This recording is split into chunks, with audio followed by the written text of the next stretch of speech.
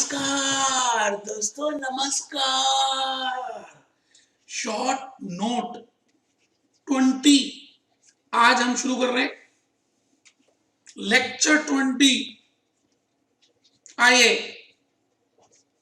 दोस्तों, आपके पास पेपर्स आने वाले हैं और हम भी बिल्कुल शुरू करने वाले हैं। मैं भूपेश आनंद आज आपको क्वेश्चन नंबर 20 बेटे, difference between what is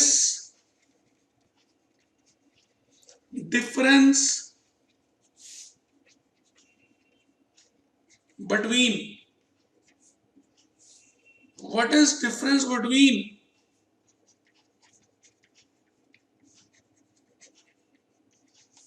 systematic risk and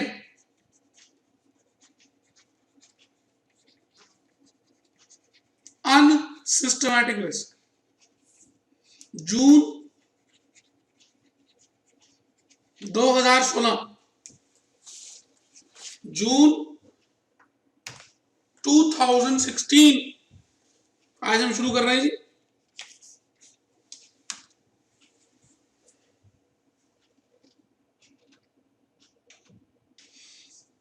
ये देखिए दोस्तों, ये question number 20th, systematic risk and unsystematic risk, June 2016 में आया था। आप सभी बुक नंबर 2 CBQ ओपन कर लें। आज हम बिल्कुल शुरू कर रहे हैं, स्टार्टिंग ही कर रहे हैं।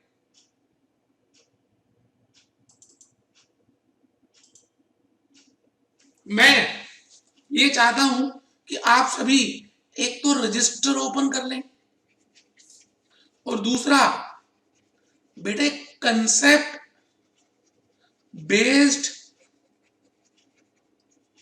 क्वेश्चंस की बुक नंबर 2 ओपन कर लें जी और चैप्टर खोल लें पोर्टफोलियो मैनेजमेंट।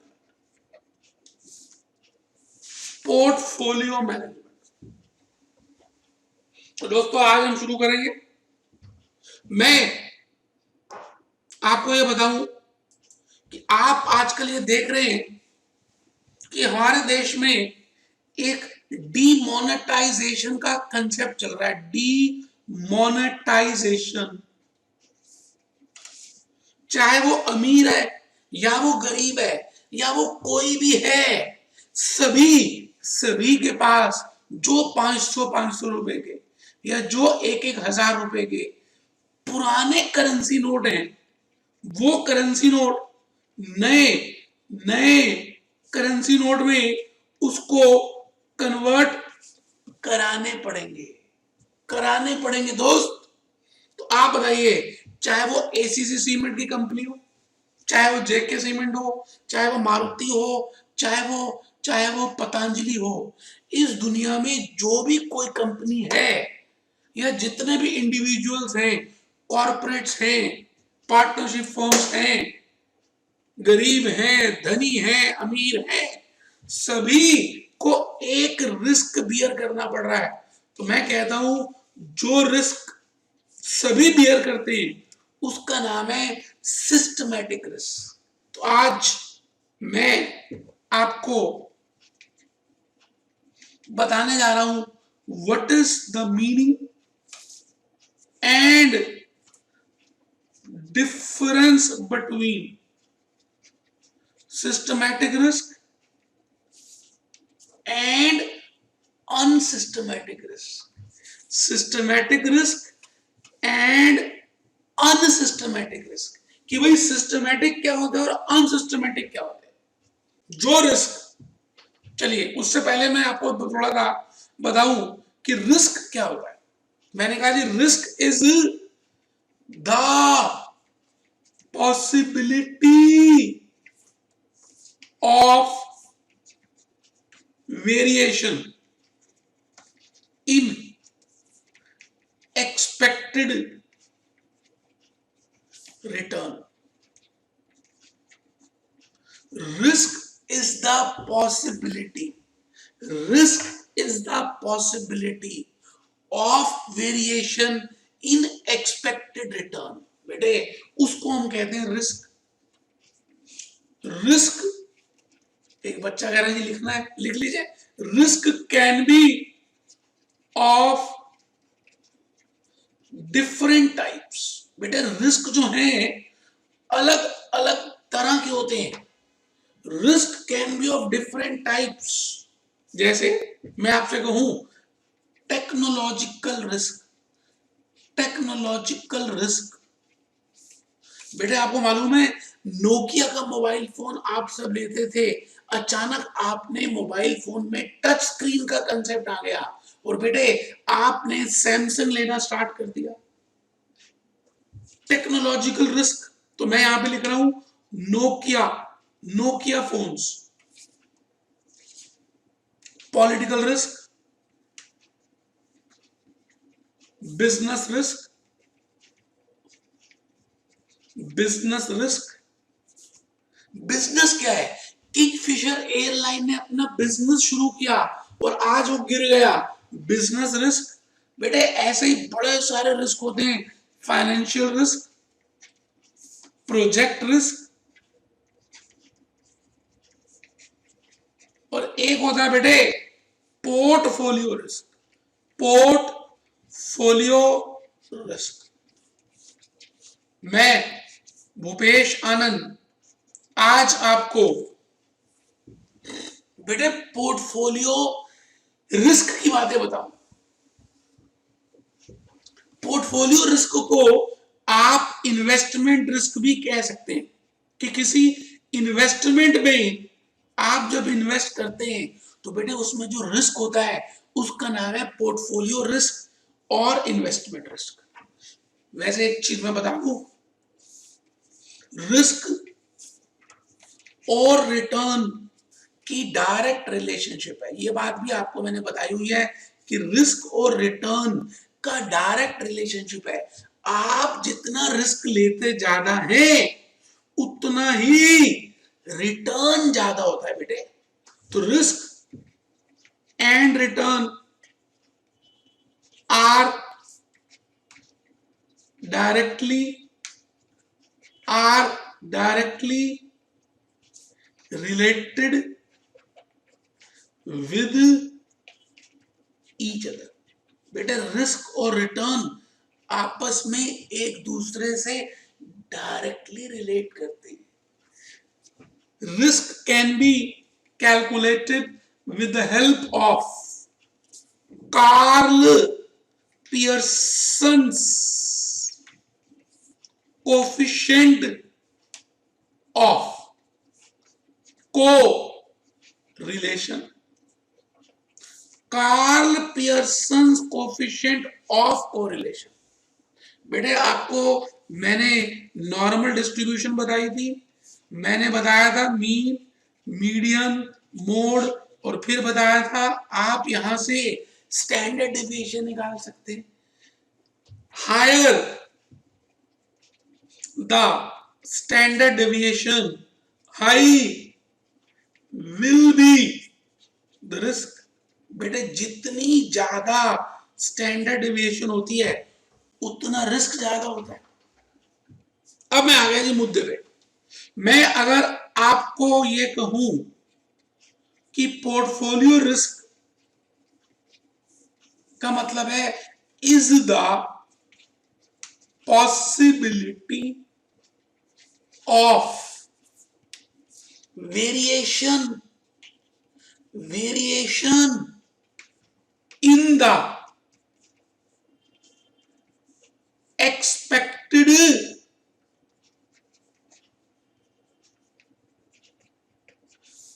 return। बेटा it is the possibility of variation in return, उसका नाम है बेटे portfolio risk. It can B, आगे लिख रहा हूं जी, इट कैन बी, और या एक्सपेक्टेड रिटर्न ऑफ इन्वेस्टमेंट भी लिख सकते हैं। It can B divided into two parts. बेटे इसको हम दो पार्ट्स में डिवाइड कर सकते हैं। it can be divided into two parts. Risk को अगर हम संधि विच्छेद करें तो दो हिस्से हो सकते हैं. Part one systematic risk, part two unsystematic risk. तो बेटे एक पार्ट का नाम है सिस्टमैटिक रिस्क और दूसरे पार्ट का नाम है अनसिस्टमैटिक रिस्क. तो दो पार्ट्स हो सकते हैं, एक सिस्टमैटिक रिस्क और दूसरा अनसिस्टमैटिक रिस्क. एक सिस्टमैटिक का अगर ध्यान से देखें तो इसका नाम है सिस्टम प्लस रिस्क. इसको हम कह देते हैं सिस्टमैटिक रिस्क. बेटे system plus risk is named as systematic risk. और यहां पर आ गया जी अनसिस्टमैटिक रिस्क. तो दोस्तों मैं आपसे एक बात ये कहने जा रहा हूं कि आप सब पेपर के लिए प्रिपेयर कर रहे हैं. जून दिसंबर कहानी चलती रहती है. आप सब पेपर के लिए प्रिपेयर कर रहे हैं.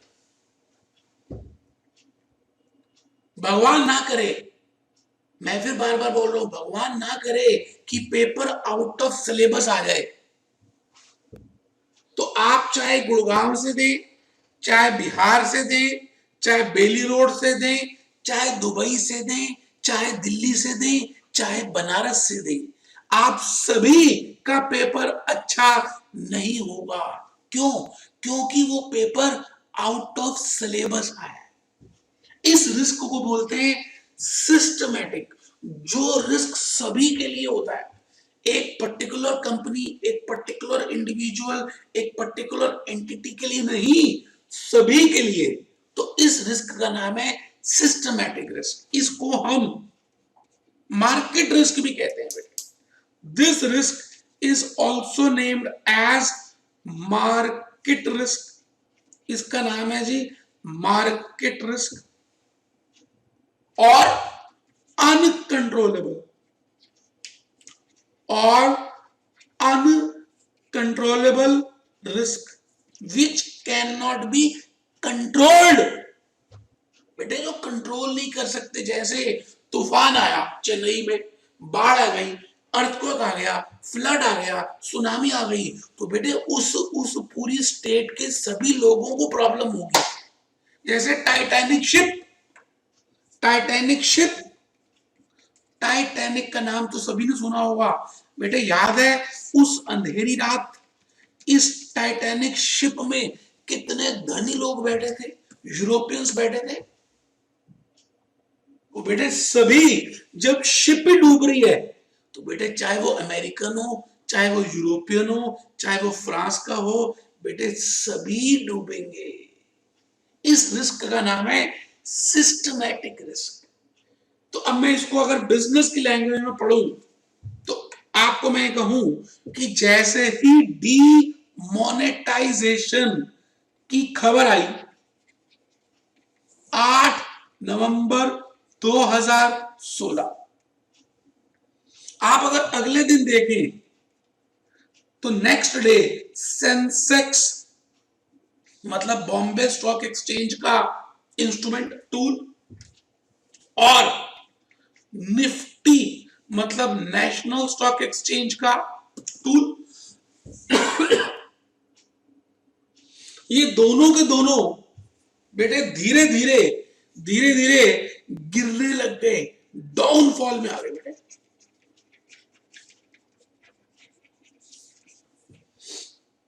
बियर फेज में चले गए, भालू डाउन हो गए.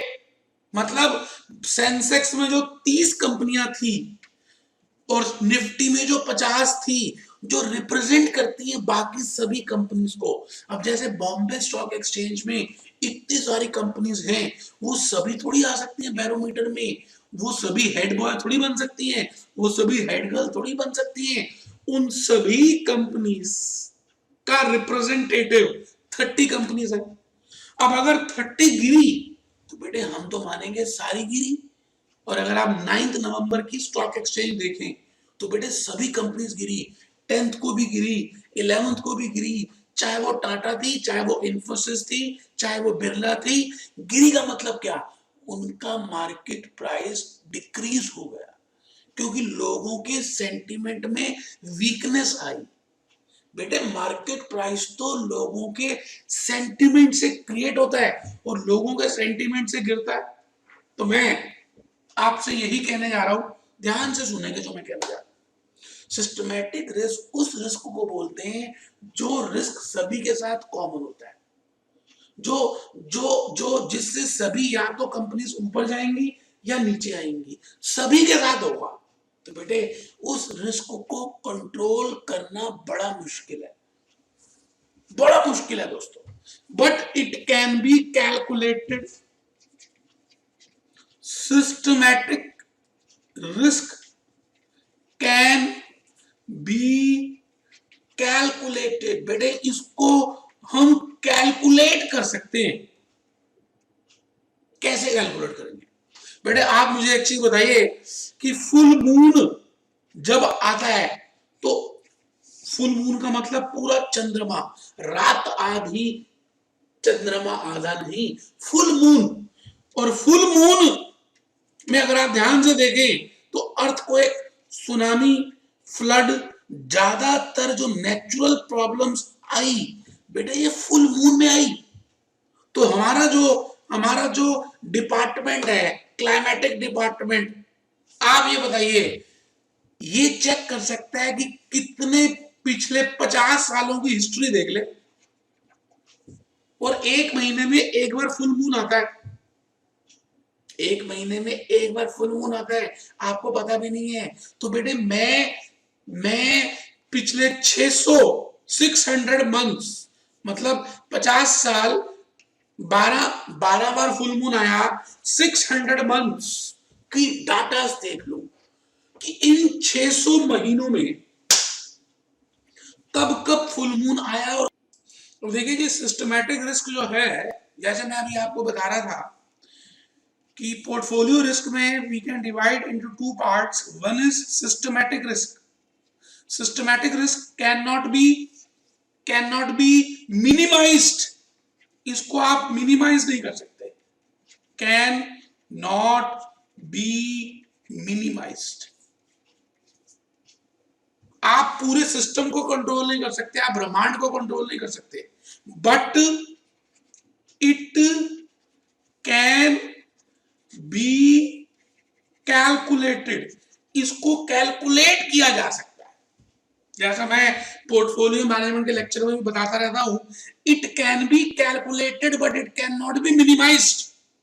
अब ये कैलकुलेट कैसे करते हैं उसका एक टूल है, वो देखेंगे। तो systematic risk is market risk. बेटे सिस्टमैटिक रिस्क मार्केट रिस्क होता है। Market risk can not be minimised, can not be controlled, but it can be calculated.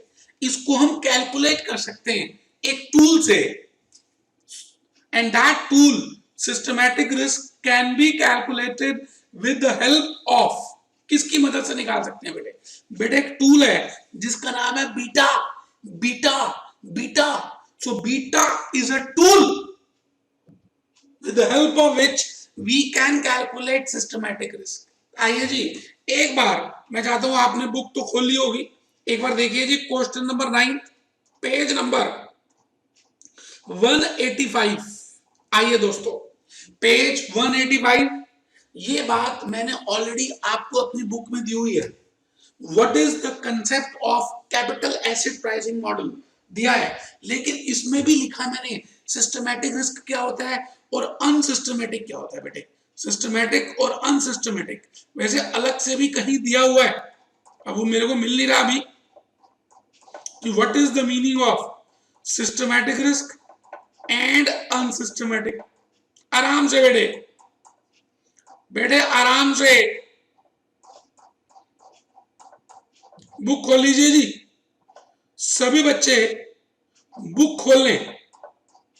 और मैंने पोर्टफोलियो मैनेजमेंट का चैप्टर इस समय आपके सामने है, और पोर्टफोलियो मैनेजमेंट के चैप्टर से मैं आपको ये बताने जा रहा हूं कि सिस्टमैटिक रिस्क अगर शॉर्ट नोट आ जाए तो आप पेपर में कैसे लिखेंगे, कितना लिखेंगे और कहां से लिखेंगे।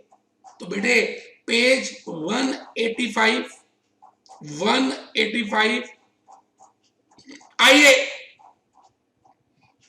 ये रहा जी systematic risk and unsystematic risk.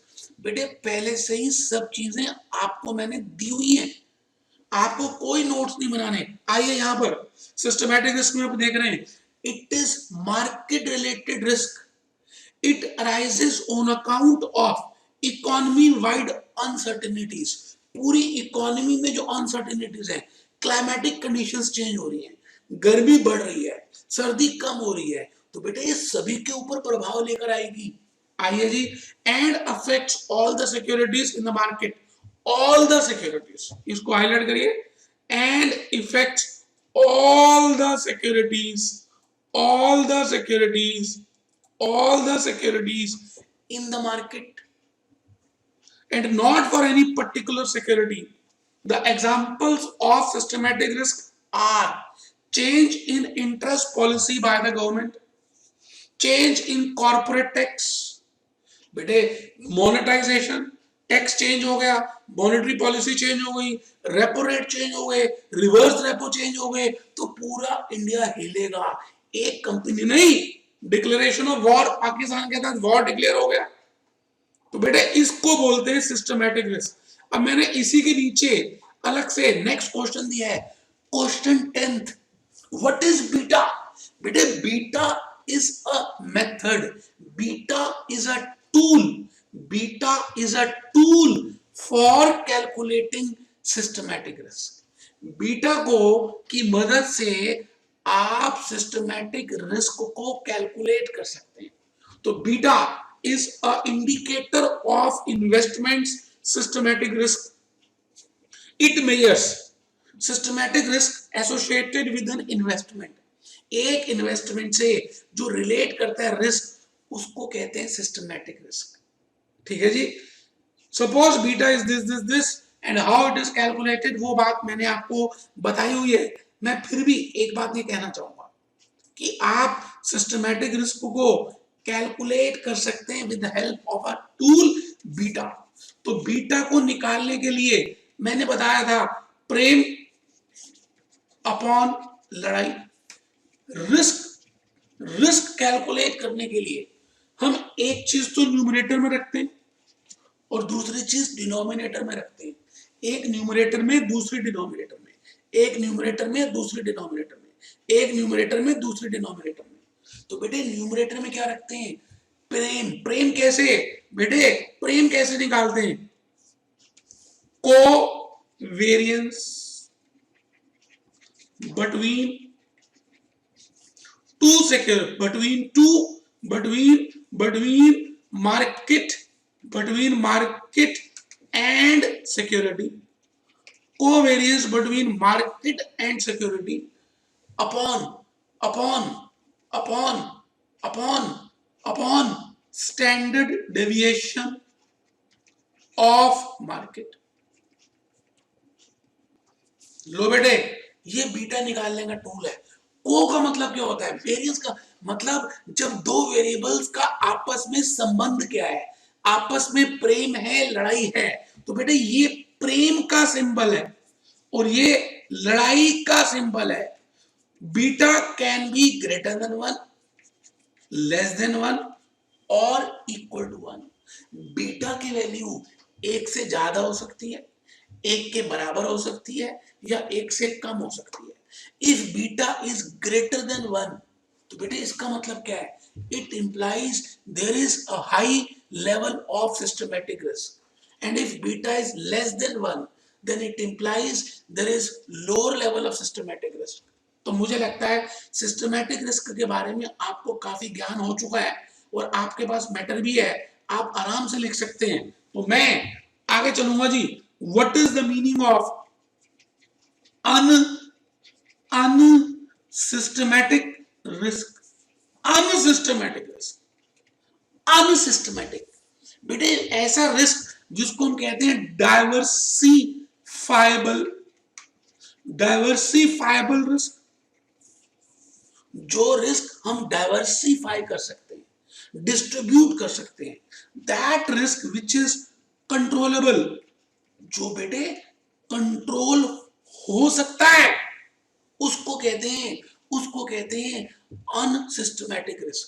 तो अनसिस्टमैटिक के लिए मैंने आपको एक कहावत बताई थी अपनी पोर्टफोलियो की क्लास में, don't put all eggs in one basket, सारे के सारे एग्स एक ही बास्केट में मत रखो। मैं अब इसको समझाता हूं, आपको अगर ये समझ आ गया तो बेटे आप आराम से लिख पाओगे, फिर याद करने की जरूरत नहीं है। मैं कहता हूं जी मैं सारे चैप्टर्स करा रहा हूं, लेकिन एक मेरी क्लास में बच्चा था रामलाल, रामलाल ने एक ही चैप्टर छोड़ दिया, उसका नाम था पोर्टफोलियो मैनेजमेंट, बाकी सारे चैप्टर्स कर लिए। और जैसे ही पेपर देखा बेटे 3 क्वेश्चन पोर्टफोलियो से आए हुए थे, 3 क्वेश्चन पोर्टफोलियो से आए हुए थे। पेपर पढ़ने के बाद सबका चेहरा देख रहा है, सबके तो पेपर अच्छे हो रहे, सबको आता है, लेकिन इसका पेपर अच्छा नहीं हुआ। तो बताइए जी इस रिस्क को हम क्या कहते हैं? इसका नाम है अनसिस्टमैटिक, कंट्रोलेबल, डाइवर्सिफाइबल। मतलब एक ही कंपनी किंगफिशर एयरलाइन में प्रॉब्लम आई, बाकी सब बढ़िया चल रहा था, तो बेटे मैं कहूंगा उसी का विजय माल्या भाग गया, या रतन टाटा ने मिस्त्री को हटा दिया, तो बेटे खाली टाटा ग्रुप के शेयर्स ही गिरे, बाकी सबके नहीं गिरे। तो मैं कहता हूं इसका नाम है अनसिस्टमैटिक रिस्क। तो सिस्टमैटिक रिस्क, अनसिस्टमैटिक दो तरह के होते हैं। Unsystematic risk can not be calculated, बेटे इसको आप कैलकुलेट नहीं कर सकते। Unsystematic risk can not be calculated, unsystematic risk can not be calculated, but it can B, it can B minimised, बेटे इसको हम मिनिमाइज कर सकते हैं, इट कैन बी मिनिमाइज्ड। अब बेटे मिनिमाइज कैसे होगा? With the help of diversification, rule of diversification. आप डाइवर्सिफिकेशन के रूल से इसको कम तो कर सकते हैं, इसको कम तो कर सकते हैं, but it can not be calculated. जैसे मैं आपको कहूं कि टाइटैनिक एक शिप थी, बेटे उसमें पूरा जहाज ही डूब रहा था, तो सारे ही मर गए, सारे मर गए, उसका नाम है सिस्टमैटिक रिस्क। लेकिन बेटे उसमें एक लड़का था, एक लड़की थी दीवानी सी, उस लड़के ने उस लड़की के बैलेंस को बनाने के लिए पूरी रात खुद पानी में रहा और उस लड़की का बैलेंस बनाया। बेटे वो चाहता तो अपना रिस्क बचा सकता था, खुद की जान बचा सकता था, उसको कहते हैं अनसिस्टमैटिक रिस्क। तो बेटे इस दुनिया में 2 तरह के रिस्क होते हैं।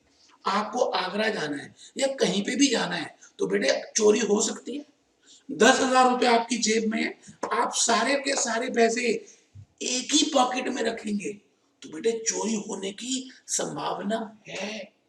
आप क्या करें, उस 10,000 को डिस्ट्रीब्यूट कर दें, थोड़ा सा यहां, थोड़ा यहां, थोड़े यहां, थोड़े आगे पीछे डिस्ट्रीब्यूट कर दें, चोरी तो फिर भी होगी बेटे, चोर को नहीं कंट्रोल कर सकते, लेकिन उस चोरी होने की वजह से जो आपको नुकसान होगा वो मिनिमाइज हो सकता है। मतलब इसको बोलते हैं अनसिस्टमैटिक रिस्क। तो बेटे पोर्टफोलियो में 2 तरह के रिस्क होते हैं, एक का नाम है सिस्टमैटिक रिस्क, एक का नाम है अनसिस्टमैटिक। एक का नाम है सिस्टमैटिक, एक का नाम है अनसिस्टमैटिक। तो सिस्टमैटिक और अनसिस्टमैटिक को मैं आइए एक बार जरा पढ़ूं, मैंने नोट्स में क्या दिया बेटे एक बार देख लेते हैं। It is a company specific risk.